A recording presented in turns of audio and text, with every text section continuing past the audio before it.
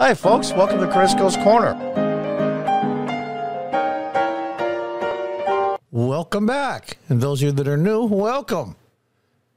Senator Schumer on the hot mic admits to Biden that Fetterman hurt his chances in Oz debate. Like he's the Wizard of Oz. But Senate Democrat leader said Fetterman didn't do too much damage to his prospects in Pennsylvania. This is in Syracuse, New York. I live in upstate New York. Where it was in Syracuse, I'm about an hour south of Syracuse, just above the Pennsylvania border. Pennsylvania border is about 10 miles away.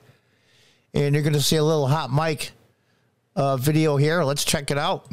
Just a few moments ago, as the president touched down, he was greeted by Hochul and Senator Chuck Schumer. A bit of a hot mic moment. You can hear Schumer talking election strategy with the president. Let's watch here. That seat, we're in danger of that seat.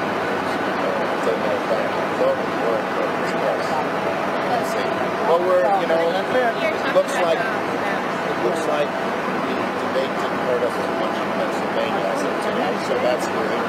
And basically, we're picking up steam on that. And there he had the video there. He didn't know the mic was on. Of course, why would you talk about something like that right when you get off the plane? You can't get in the car and say it? I mean, you're that stupid? It's amazing to me. Anyway, let's read on. Senate Majority Leader Chuck Schumer on Thursday admitted in a hot mic moment that Pennsylvania Senate Democratic candidate John Fetterman hurt his chances with a shaky debate performance. It looks like the debate didn't hurt us too much in Pennsylvania, as of today, said Schumer. He told President Biden on the tarmac during Biden's trip to New York on Thursday. So that's good. I don't know how that's even possible. They must have internal polling that's way off. Fetterman often struggled to communicate during his debate against Republican candidate Mehmet Oz due to lingering effects from a stroke he suffered earlier in the year. Here's the weird part. They covered for this guy, Fetterman. He had the stroke before the primary. And then he hit himself, and the media knew about it, and all he put out was videos. Very much like Biden hiding in the basement. And they went along with it. Who was it? Was Connor Lamb, I think it was the other Democrat? I'd be Connor Lamb right now. I'd be pretty pissed. Now, what I think is so important about the Republicans taking the Senate is just for the fact it doesn't stop any craziness from the White House. They have the House for that. But what the Senate does, it confirms federal judges. Now, granted, Biden's going to put up the progressive whack jobs that he can. But if the Republicans grow a spine, if they take over the Senate, they can say no to somebody. And I hope the old rhino neocons, warmongering Republicans say, well, we're only voting on if the judge is qualified. This is political war, folks. This isn't the Marquis of Queensberry rules. If you take over the Senate, do not approve any federal judges. Better to leave the seat empty. Let's read on. Schumer spokesman Justin Goodman said in a statement Thursday after the comments from the majority leader that Schumer believes the Democratic candidates will win. Now, well, of course, what is he going to say? We're going to lose? During the conversation with Biden, Schumer also appeared to refer to a different state Senate seat from which the Democrat leader hadn't have an optimistic forecast. I wonder what state Senate seat he was referring to because they have internal polls. That seat, we're in danger in that seat, Schumer said. We'll see. I wonder if he means Warnock or maybe even Kelly out in the Southwest. It's not clear exactly what seat Schumer was referring to, but appeared to be responding to a comment from Christian Gillibrand, my other U.S. Senate representative, sadly, who said the person is a nice man and one of the only moderates who always works with us. I'm not sure who he's referring to.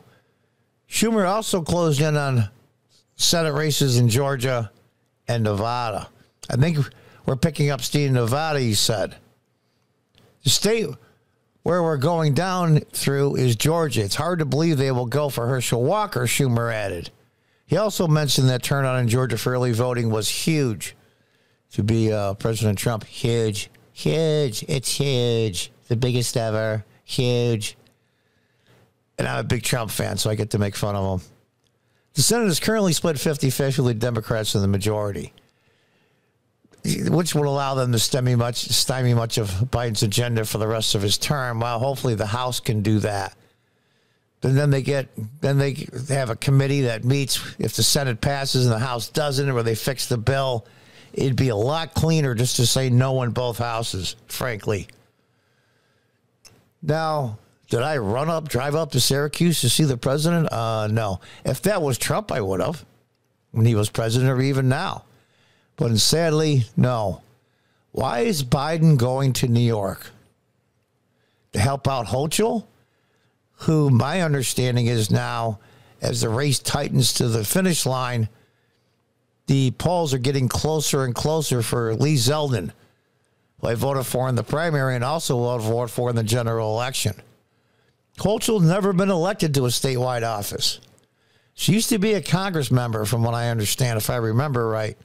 And she was picked by Cuomo for the one simple fact that she's a woman. That's the only thing they care about is what race you are and what sex you are. And that's all they care about. That's why Kamala Harris was picked.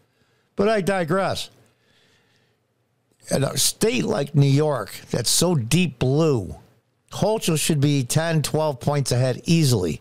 She's not. In some polls, she's within the margin of error. So is bringing the president of the United States to upstate New York, of all places, going to help? Maybe that she feels she could pick up some votes. She can't pick up any more in the New York City metro area. I don't know. We'll have to see. But anyway, it's nice to see some candid things coming from my senator, even though he was caught in a hot mic. Yes, they are in trouble. And I'm sure he sugarcoated it.